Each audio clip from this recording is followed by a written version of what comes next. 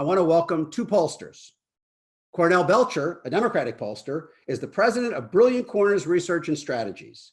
He worked for both of President Obama's presidential campaigns and most recently was on Mike Bloomberg's campaign team. Sara Fagen is a Republican political strategist and CEO of Deep Root Analytics. She was the White House political director for President George W. Bush. All right. Good morning, or good afternoon, I guess, in the East to both of you. Let me start, Sara and Cornell, with your bottom line, kind of cut to the end and work backwards. Can you each give me a quick summary about your view at this point? Who would you say is in a better position to win in November, Joe Biden or Donald Trump? Cornell, how about you? Well, right now, if you look at all the polling, I think that we don't quite understand how the dynamics are going to change after on the other side of this. But if you look at all the polling now, it's fairly consistently, and this goes back, 6 or 7 months, that Biden was always the best candidate against Donald Trump, and sort of the head-to-head matches. I think in the last CNN poll, I think Biden was ahead at 8 or 9 points. And what you consistently see, Ron, is regardless of what poll it is, what you consistently see is Donald Trump struggles to get above 45-46% support. He struggles to get above what his plurality was, well, his less than plurality was in 2016. So right now, if I were a betting man, which I am, I would bet on I would bet on Biden, because Donald Trump seems to have a ceiling of around 46-47% that he can't get over. However, lightning did strike in 2016, and he won with less than a plurality. So it's not a given that, can Biden coalesce the majority of voters who clearly aren't for Trump? Can he coalesce those voters around him and get to a majority? I think that's really sort of the big question. Sara, your take? Yeah, I look, I think in light of the current pandemic, it's just really hard right now to anticipate how this is ultimately going to end politically. I think what we now, I think Cornell's right. Biden is likely the strongest candidate. We've thought that for a while, although we really haven't seen the start of the general election. I mean, there's not been a debate really between these two individuals. And, if you watch these daily briefings and you watch how this crisis is playing out, I think right now there's enough for everybody, right? The people who don't like Trump watch the press conference and say he's waxing on about politics, or he's talking about being in charge, or he's talking about cures and things that, they look at and say he shouldn't be doing that. That's unpresidential. But the people who like Trump look at it and say, well, fewer people are dying than we anticipated. The country is ultimately coming together and preventing death and preventing, spread of this disease. And so he's doing a good job. And so it appears to me, from a handling of the pandemic, he's a couple points better than his job approval rating, which basically hasn't changed at all for the entirety of his presidency. So we're kind of where we were politically. Yeah, let me just follow up on that. I mean, when you look at all of that, do you think his handling of the outbreak is strengthening or weakening, or not changing really his position for re-election, Sara? So if you go back pre-pandemic, I think basically Cornell's assessment of the numbers are right. Trump is sort of stuck at 47% and has been. And so can he get over 50 is the big question. But we know from polling that basically there were about 13% of the country that said, I don't particularly care for the way Trump conducts himself or the way he speaks or his Twitter account, but I like what he's doing. The economy was going well. I felt like the country was in good shape. And so the question is, who are those people going to ultimately vote for? And a campaign was going to play out and they were going to make their decision. I think, again, if you look at his handling of the pandemic, it's slightly better than his overall job, just like his economic approval was prior to this. But he's getting some net benefit for the way that this is playing out in the country, which, again, there's many tragic stories, but ultimately it appears in most cities it's going better than expected. Cornell, let me ask you this: because the public opinion on Trump's handling of the pandemic has two notes that are in tension. On the one hand, as Sarah's pointing out, that his approval rating on, when you ask people how do you rate him for responding to the crisis, it's somewhere around 50-50 in the electorate. A few polls have had it under 50-50, but generally it's about 50-50. And as she says, it's a couple points ahead of his overall job approval rating. On the other hand, in a wide variety of polls, partisan polls like the Navigator poll from Democrats, but also CBS and others, 60% or more of Americans consistently say he was not prepared for it. He did not act fast enough. He did not take it seriously enough at the outset. And I just wonder, when you look at those two judgments, essentially a pretty solid 50-50 split on how he's doing now, but this very considerable majority saying he did not do enough quickly enough. Which one of those ultimately weighs more in November? Well, let's go back and look at history to understand sort of how we move forward. And I'd be interested in Sarah's take on this. Look, Americans tend to want to rally around their leader in a time of crisis. Whether it be a Democrat or Republicans, Americans tend to want to rally around. And I've spent the last couple of weeks talking my progressive friends off a ledge about why in the heck his numbers aren't cratering. And to the point is they stay consistently in that 46-47%. They're not cratering. He did get, in fact, in some polls a bump, a slight bump that you saw. And I think when you see in a time of crisis, whether it be, George Bush, look, George Bush's numbers were kind of in the trash can before 9/11, and then Americans rallied around him. And you see with Obama, you see it with the president, they sort of rally around. What I thought was unique about this moment for Trump was you didn't see you didn't see a solid majority rally around him the way I think you would see a solid majority rally around certainly historically other presidents with less sort of entrenched unfavorables here. And we could note the comparison is similar to other leaders around the world, almost all of whom got a bigger. Yeah, they got a bigger bump, which goes back to the original point is almost no matter what, Trump is at 46-47%. Like, and he was prophetic when he said, I can shoot someone in Times Square and I'm not going to lose any support.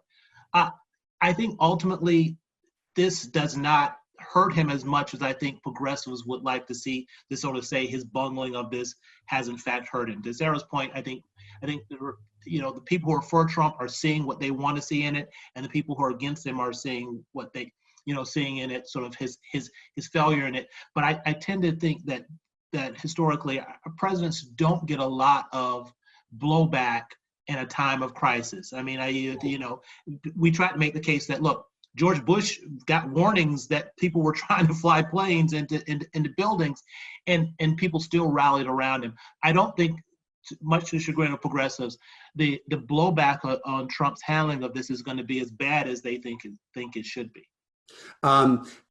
Speaking of blowback, certainly the potential is there for a resurgence of some of the partisan divisions we saw in late March.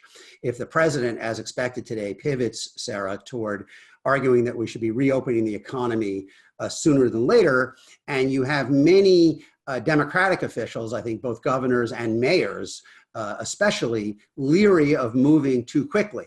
As I pointed out in a piece today in the Atlantic, even on a per capita basis, the burden of this disease has fallen much more heavily on the big population centers than on smaller places where Republicans are now dominant. My question to you is, how do you think a debate over the speed at which the economy should be reopened, what's realistic, what is plausible, how do you think that plays out? Does either party have the high ground in that, if in fact we do see a significant partisan divide? Well, I think this is where the debate is headed. It's definitely people are getting restless, and look, to some degree, you're right. Like, these big city mayors are looking around the corner and they don't feel like they're out of the woods yet, and they're not. And so they're being cautious, and they don't want their city to turn into New York, and that's very understandable. On the other hand, you've got, big parts of the country that have had low infection rates, relatively low infection rates, and you've got people hurting and, people not able to work who look around and say, I don't understand why I can't work. We've got, a relatively small infection rate compared to these large cities. I don't understand why my kids can't go to school. I don't understand why my life has been so disrupted. So I think that is going to be the rub. And so I think it's hard to predict how it's going to play out, in a scenario where it was expected that, 200,000 plus people were going to sadly pass away from this, and only 60 or 80, succumb to it. Does that give Trump the opening, to open the country? And people believe that is the right move relative to, two bad courses of action, so to speak, keeping people from working or, allowing an infection rate to perhaps go back up from doing that. That's the rub. I don't know how that plays out. I think it has everything to do with how many people are hospitalized, how many people die from this. Well, I think the question. Can I join that? You bet. I think to pick up where Sara was going is the cross pressure, Ron, I think is tremendous. The cross pressure between seeing, tens of thousands of people get ill, but at the same time, we have 22 million people last week unemployed, and you're heading toward 30 million unemployed. At some point, the cross pressure becomes such that it creates such volatility, and I'm not so sure this is going to play out and you got protests in Michigan yesterday or the day before. I think we're seeing the beginnings of this. I mean, but we can't demonize people because they're economically anxious about what's happening, and sort of they're locked in, they don't have jobs, and Lord help our moms who have to homeschool the kids and be worried about, where the next meal is going to come from and how they're going to spend their money. That cross pressured with the ideal of lives being lost and people getting sick, and the data, the partisan divide on this is actually is surprising in the data, because you have almost a 30-point difference between Democrats and Republicans on their concerns about the health and welfare, and it's even more pronounced around the economy, where Republicans are a lot more concerned about the economy than sort of the health issues. And so at some point, I do think this becomes a dividing line politically in this country, and I don't think it's going to play out quite the way some think, where you have the scientists on this side and economic angst on this side. I don't know in that situation the scientists win. Yeah, I would just say that someone said to me a couple of weeks ago that if you look at this in red parts of America, small town, rural America, the economic impact is the most immediately visible. Whereas in the big blue metros, many of them, from Chicago to Detroit to New York to New Orleans to Miami to LA, it's the public health. So it's possible that this widens the divide. Let's go to a couple of the audience questions. A whole bunch of folks, Jean, Ian, Ashley, have various versions of the same question. Who should Joe Biden pick as the vice president? Who do you think he will pick as the vice president? Cornell, start with you. I was hoping you'd start with Sara. Well, I do think he should pick a woman. I think absolutely positively he should pick a woman, and he said he's gonna pick a woman. I think there's lots of qualified women out there. I do think they are doing the right thing when they are looking at not only the women that we know in the Senate and in governors' offices, but he's got a couple of mayors on his list as well. Shout out to my client Keisha Lance Bottoms, mayor of Atlanta, on that list as well. So I think there's a lot of women there that he can choose from.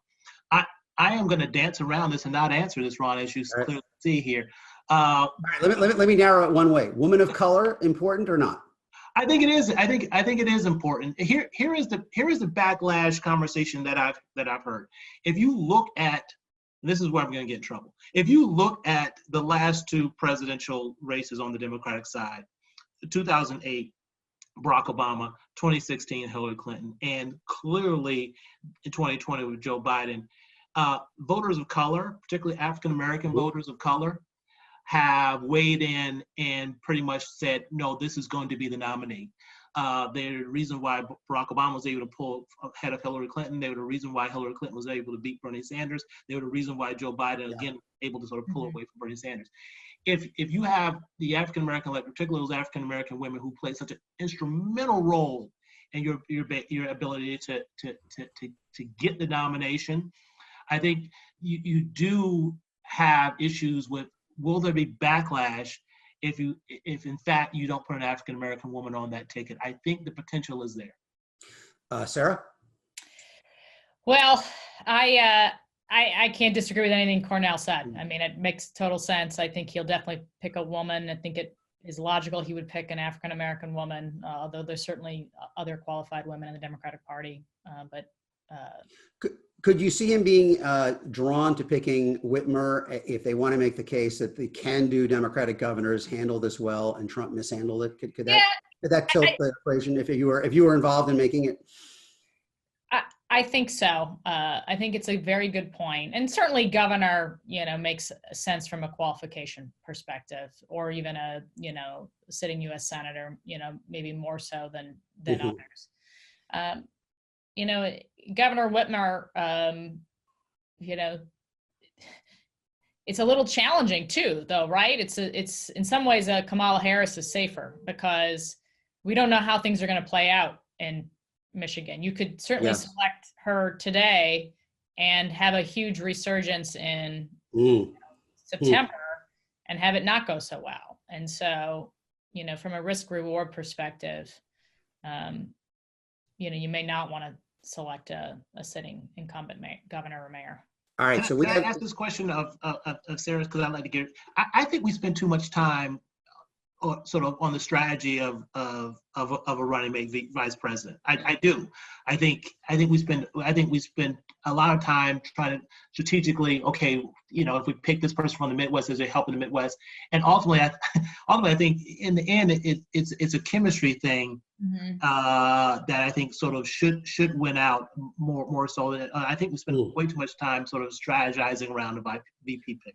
So a number of questions from folks like Andrew in Bethesda, Taylor in San Francisco, a couple others, different versions of the same question, which is, how do the mechanics of the campaign unfold in this world? For example, what does voter registration efforts look like in the spring? Can Joe Biden will Joe Biden hold rallies in the fall? I think we have a pretty clear idea that the president wants to. Will there be conventions?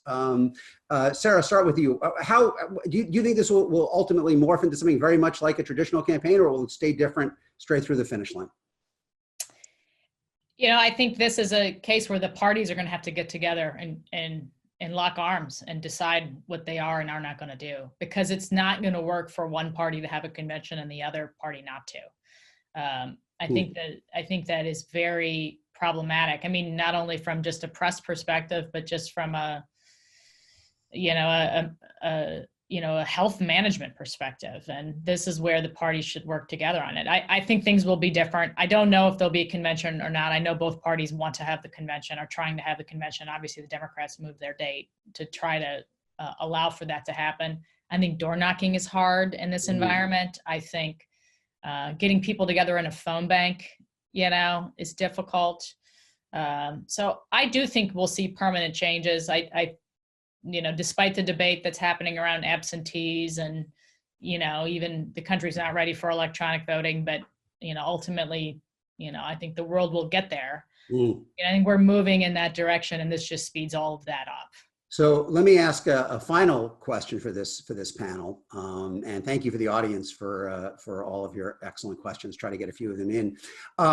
What do you worry about most for your own party's candidate? I mean, what is your biggest concern for them to get over the finish line? Sara, what about you? What do you worry about most in the way Trump is standing and is likely to proceed?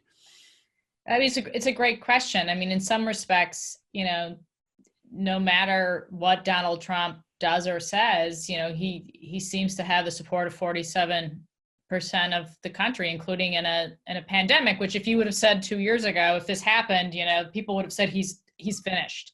Well, he's not finished. he's where he was. And so, what I would be concerned about for the Trump campaign is they were getting ready to run on the strongest economic, a period in certainly in modern history. And they're not. They're going to be running on a weak economy, most likely. And, are they ready to make that pivot? Have they done the things necessary, to persuade the American people that they're doing everything possible to get Americans back to work? And, therein lies the rub of the conversation we've been having. Can they even do that? Yeah. Can I ask a quick follow before I go to Cornell? One of the things we saw in this Wisconsin State Supreme Court election this week was further erosion for Republicans in the big suburban counties outside Milwaukee and those around Green Bay as well. There was a poll this week. Maricopa County in Phoenix was the largest county in the country that Trump won. There was a poll from a Republican pollster this week that had him -13 in Maricopa after it shifted towards Sinema in 2018. We saw Beto O'Rourke win even in Texas, the 5 biggest counties, by almost 800,000 votes, 6 times as much as Obama. Do you worry about Trump's position in suburbia? Sara? Yeah, I mean, look, for sure. I mean, I think suburban women, were a key factor in the 2018 race and they remain, a challenge for Republicans up and down the ballot, not just Trump. Mm-hmm. There's going to be, sort of 2 questions, does the country's, economic, get back to a stronger economic footing than we see today? And does the country, exceed expectations in the number of deaths and illnesses relative to the coronavirus? And if the answer to those 2 questions is yes, I think he's got a chance to make up ground in suburban America. Cornell, what do you worry about most for Joe Biden? And I will preface it by quoting you from Meet the Press last year. Oh, no. Said, I fear that he's Hillary Clinton 2.0. Still worried? I'm going to. That was very good what you did there, Ron. I'm going to take that on, but first I'm going to talk about structurally really quickly. If you're a challenger, what's happening with the COVID and lockdown is problematic because you're a challenger, and it kind of locks politics into place, and things being locked in place tend to benefit the incumbent. If you are someone challenging a sitting senator or House member, your ability to campaign and go door to door, you got to introduce yourself. Not only introduce yourself, but at some point you have to pivot and give those voters a reason to fire that incumbent. I think that becomes more difficult in a time when we're on lockdown and we're not talking about politics. I think sort of structurally right now helps incumbents. So I want to get in campaigning isn't taking place in sort of the expansion and sort of the grassroots and the voter registration that I think Democrats need to expand the electorate. It becomes more difficult. Look, you look at Georgia, how close Stacey came in Georgia because she expanded that electorate and you registered all those voters. That's the key to Democrats being more competitive throughout the South. That is more difficult in a time where you have the country locked down and you can't do the door-to-door, you can't do the canvassing. I think it's problematic for progressives and it helps incumbents. When I say I think some of the problems with that we saw with Hillary is still maybe problematic for Joe Biden, because I give you this number. Even in the latest polling where Joe Biden is ahead of Donald Trump, he's only getting 44% of white votes. Ron, you'll know well that John Kerry got 43% of white votes. Yeah. Barack Obama got 43% of white votes in 2008 and won. So the question becomes, even as bad as many of us would argue that Donald Trump is doing, he's still going to win the majority of white votes. And the Democrat is going to get roughly around 43% of the white electorate, which gets us right back to my point about 2016. And that is, and I think we were on the panel in 2016, Ron, when we talked about where I was challenged on this ideal that, well, Hillary needs to hold tightly to the Obama coalition. And the pushback was, well, no, she doesn't need to hold as tightly to the Obama coalition of sort of that diverse, younger coalition, because in fact, she would do better with certain segments of the white white electorate, and of course she didn't. And Yeah. when you look at the remaining, the cynicism about politics and the cynicism about the establishment that you still have among younger voters, and particularly younger voters of color, I still think that the number one challenge for Joe Biden right now, or the Democrat Party at large, is how do you, I'm not worried about the 46 or 47% Donald Trump's going to get. He's going to get his 46%.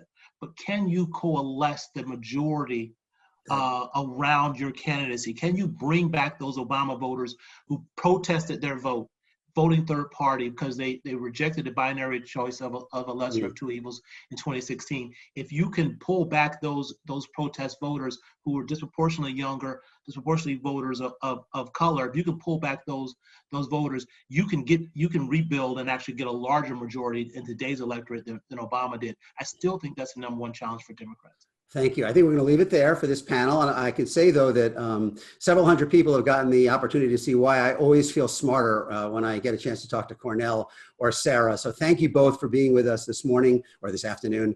And we hope to connect with you again down the line.